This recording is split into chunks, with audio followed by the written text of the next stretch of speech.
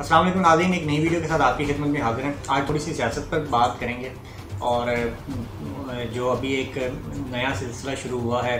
इल्ज़ामात का और नैब की बातें हो रही हैं और इसमें कहा जा रहा है कि ईद के बाद कुछ शायद मुमकिन तौर पर गिरफ़्तारियाँ हो जाएं और इसमें ये भी बातें हो रही हैं कि शायद जो हुकूमती सफ़ है उसमें भी लोगों के केसेस सामने आए और जो चीज़ें वो इस साइड पे चलें कि एक तासुब दिया जाए कि साहब तक क्रॉस रिपोर्ट हो रहा है। इसमें ख़ास तौर पे अब जो टारगेट किया जा रहा है वो किया जा रहा है शहबाज शरीफ को, और डेफिनेटली वो जब से पाकिस्तान में आए हैं वापस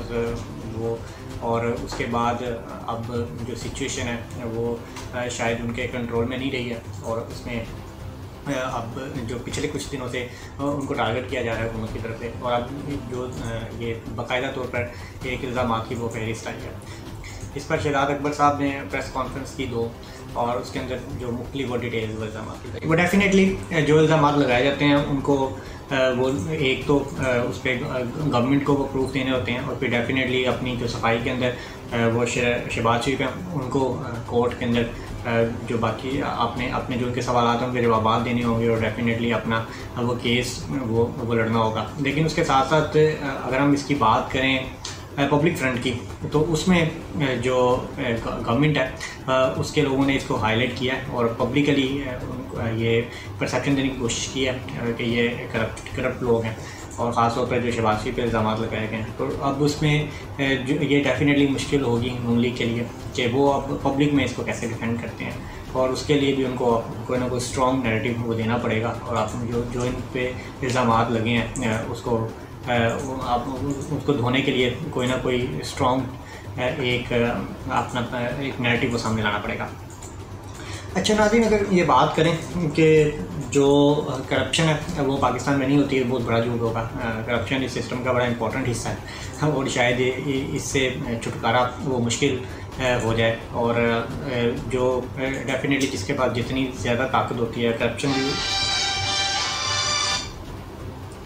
जिसके पास जितनी ज़्यादा ताकत होती है करप्शन भी उस लेवल की होती है और फिर वो करप्शन के साथ उस ताकत में इजाफा भी होता चला जाता है क्योंकि आपके पास दौलत इकट्ठी होती जाती है। तो ये जो अभी जो इल्ज़ाम लगाए गए शहबाज शरीफ में ये बड़े इंटरेस्टिंग है और ये इल्ज़ाम वो हैं जो आपके पूरे जो सिस्टम है उसको वो एक्सपोज कर देते हैं।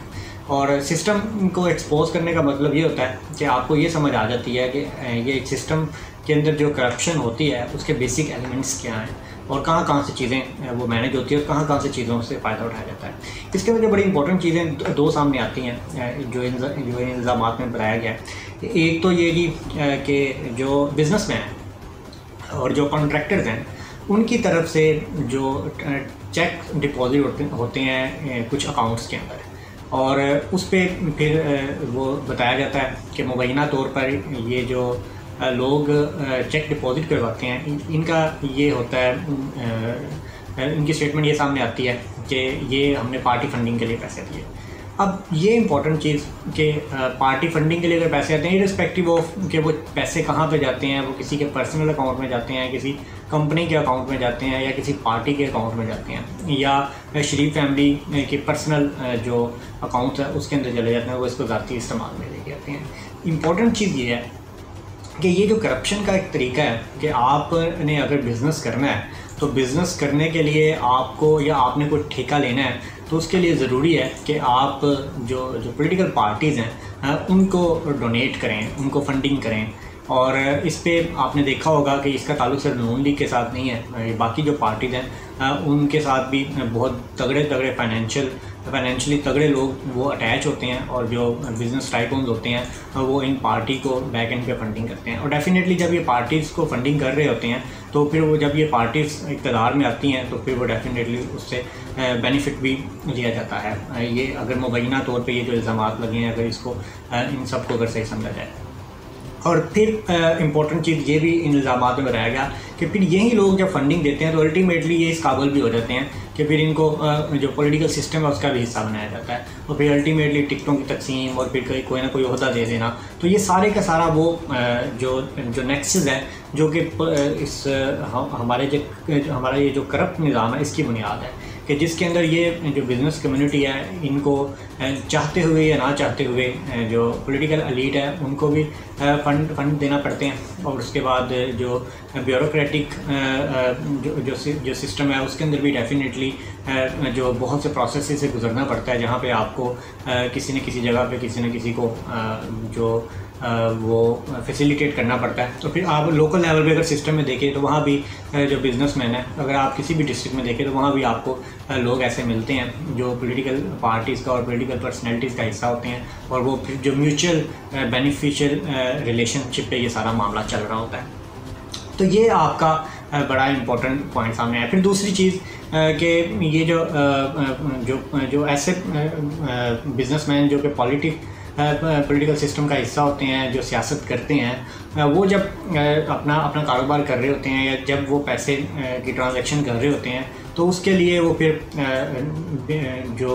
मुख्तलिफ लोग जो उनके पास मुलाजमीन होते हैं या जो उनके वर्कर्स होते हैं उनके नाम पे अकाउंट्स भी बनते हैं और उसमें भी ट्रांजैक्शन होती हैं। तो ये भी इन इल्ज़ामात में साबित हुआ। और फिर वो डेफिनेटली जो अगर किसी जगह से ये सारी चीज़ें होती हैं, जब हम वाइट कॉलर क्राइम की बात करते हैं तो इसके अंदर जो प्रोसीजर्स हैं उनको फुलफ़िल किया जाता है, ताकि अगर कल को ये सिस्टम एक्सपोज होता भी है तो उसमें जो आपके जो आपके कागज़ हैं वो पूरे हों, और उसमें किसी जगह से जो अल्टीमेटली जो हाईएस्ट लेवल के लोग हैं उन पर किसी किस्म का इल्ज़ाम ना आए।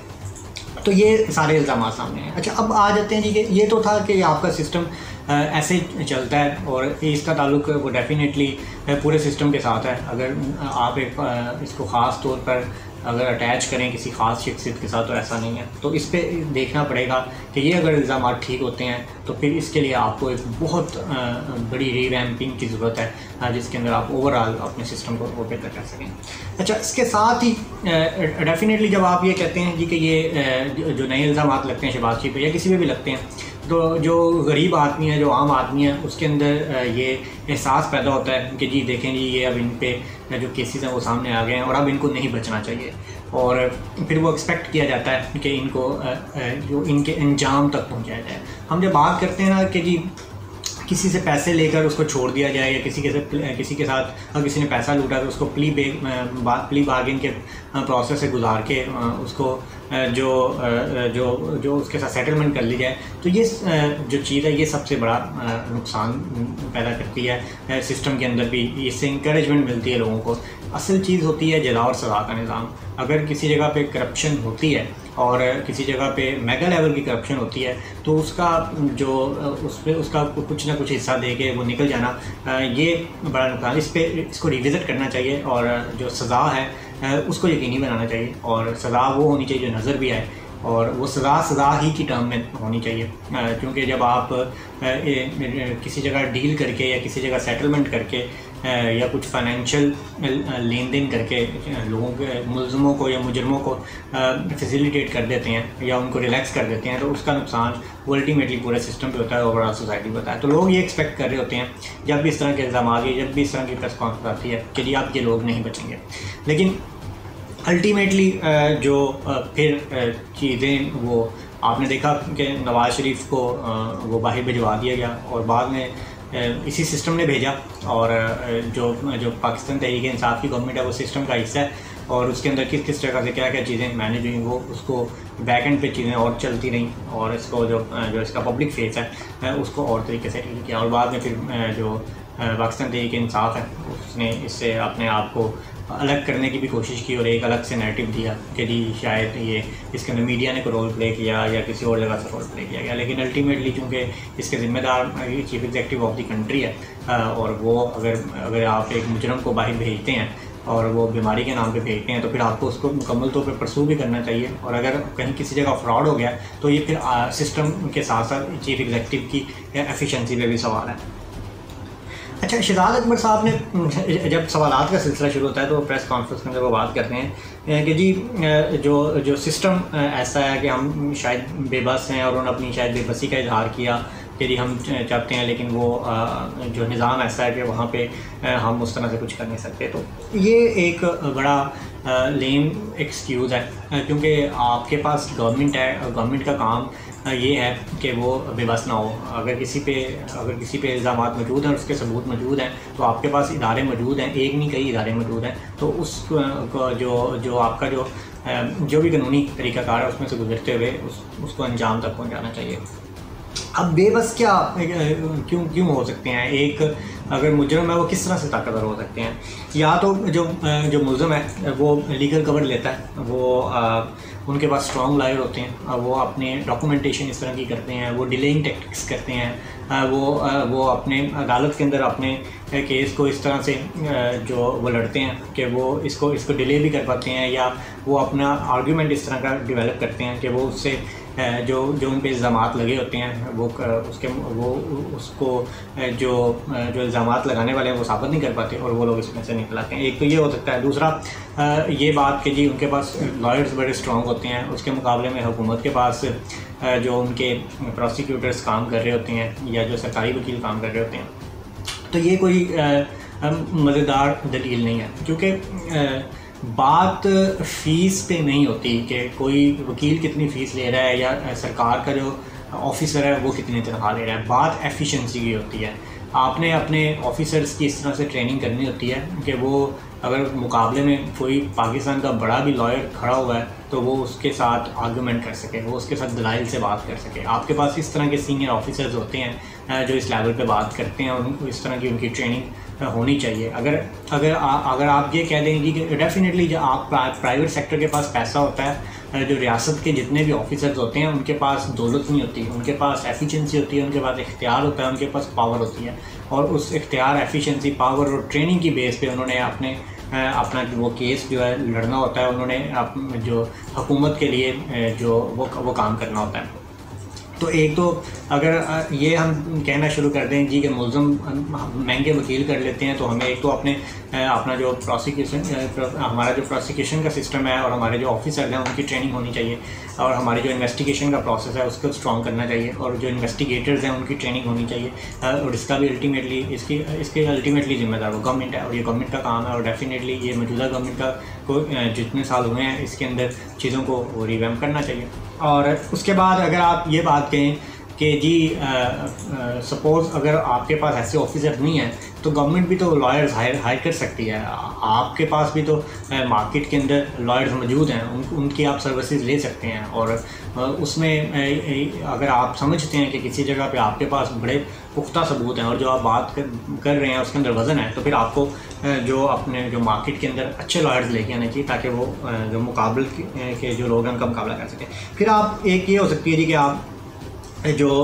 बेबसी की एक वजह ये हो सकती है कि ब्लैकमेलिंग की जा सकती है, पॉलिटिकल ब्लैकमेलिंग की जा सकती है। फिर लोग इन्फ्लुएंस भी करते हैं। इन्फ्लुएंस के अंदर आप जब इस लेवल पे केसेस की बात कर रहे होते हैं तो इंटरनेशनल इन्फ्लुएंस भी आता है। जारी बात है जो लोग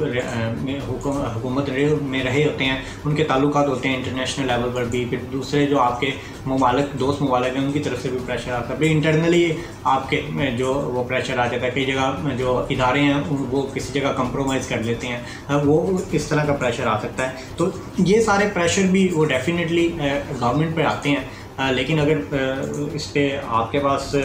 जो स्ट्रॉन्ग प्रूफ होते हैं किसी चीज़ के तो गवर्नमेंट को डेफिनेटली इन प्रेशर में नहीं आना चाहिए और इस पर कंप्रोमाइज़ नहीं करना चाहिए। और फिर आप देखते हैं कि किसी न किसी डील के नतीजे में ये लोग नहीं करते। तो ये सारी चीज़ें जो कि बेबसी की वजह हो सकती हैं। लेकिन ये चूँकि ये पाकिस्तान तहरीक इंसाफ है और प्राइम मिनिस्टर इमरान खान है, उन्होंने जो हुकूमत लिया वो अकाउंटेबिलिटी का नारा लगा कर लिया। तो यहाँ पे अब ये बड़ी इम्पोर्टेंट चीज़ है कि इस मौका पर क्या किया जाता है। क्योंकि देखिए हुकूमत का काम ये नहीं है कि वो टीवी पे आके लोगों को डिफेम करना शुरू कर दे। अगर आपके पास किसी के बारे में सबूत मौजूद हैं तो उसका जो लीगल प्रोसेस है उसके अंदर आएँ और उस पर पब्लिक में आगे बताने की ज़रूरत नहीं है, बल्कि आप जो आपका लीगल प्रोसेस है उसके अंदर से गुजार के और उनको अंजाम तक पहुँचाएँ। जब आप पब्लिक के अंदर आके किसी के बारे में बात करते हैं और फिर वो मुखालिफ समझ से उसको अकॉर्डिंगली डील किया जाता है तो फिर वो आपका एक जो पॉलिटिकल विक्टिमाइजेशन का भी तासुर आ जाता है, किसी के को जलील करने का भी तासुर आ जाता है, और उसमें ये भी तासुर आ जाता है कि शायद ये किसी जगह कोई बात मनवाने के लिए ये काम हो रहा है, और फिर उसमें जो वो उसको संजीदा नहीं लिया जाता। और फिर ये गवर्नमेंट का काम नहीं होता, ये काम तो मीडिया का होता है कि वो निशानदेही करे, वो चीज़ों को पॉइंट आउट करे, वो बताए हुकूमत को ये मसाइल। हुकूमत का काम ये है कि अगर किसी पर इल्ज़ाम है तो उस पर अपने उसको अंजाम तक पहुँचाए। तो इस पर डेफिनेटली जो मौजूदा गवर्नमेंट है इसको प्रेस कॉन्फ्रेंस इससे निकल आना चाहिए, जो टीवी की बात है उससे निकल आना चाहिए। काफ़ी देर हो गई है, ये जो जिन लोगों ने पाकिस्तान की दौलत लूटी है वो दौलत जो है वो वापस भी आनी चाहिए, और उसके साथ साथ उन लोगों को उनके अंजाम तक भी पहुंचना चाहिए, उनको सज़ाएं भी मिलनी चाहिए, और किसी जगह पे भी कंप्रोमाइज़ वो नहीं होना चाहिए। और दूसरी तरफ जब आप ये बात करते हैं तो फिर आपको सिर्फ ये नहीं कि जो आपके अपोजिट हैं सिर्फ उन्हीं को टारगेट करना है। जो हुकूमत के अंदर लोग होते हैं जो उन पर भी जो बात होनी चाहिए, और उन पर अगर बात हुई है या उन पर केसेस हैं तो उसको उनको भी अंजाम तक पहुंचना चाहिए। अगर आप एक साइड को टारगेट करते रहेंगे और फिर वो भी आके पब्लिकली टारगेट करेंगे और उसको उन केसेस का वो नतीजा नहीं निकलेगा, और अल्टीमेटली इन्होंने बाहर चले जाना है या किसी न किसी डील का हिस्सा बन जाना है, तो डील करके जाने में जो उन पे तो डेफिनेटली एक नेगेटिव इम्पैक्ट आता ही आता है, लेकिन जो गवर्नमेंट डील के ज़रिए भेज रही होती है उस पर भी इम्पैक्ट आ रहा होता है। और ये एक टर्निंग पॉइंट है जी। यहाँ पे एक ऐसा प्राइम मिनिस्टर है जो कि जिसको ईमानदार तस्वुर किया जाता है, और वो ऐसा प्राइम मिनिस्टर है जो कि करप्शन के ख़िलाफ़ उसका एक नैरेटिव है, और पिछले 22 साल से वो जद्दोजहद कर रहा है। और यहाँ पे अगर प्राइम मिनिस्टर इमरान खान किसी जगह पे कंप्रोमाइज़ करते हैं या किसी जगह पे करप्शन के मामले में यू टर्न लेते हैं, या किसी जगह लचक का मुजाहरा करते हैं, या उन्हें जो रहम आ जाता है, तो फिर जो ये एक बड़ा इम्पोर्टेंट पॉइंट है कि इसके बाद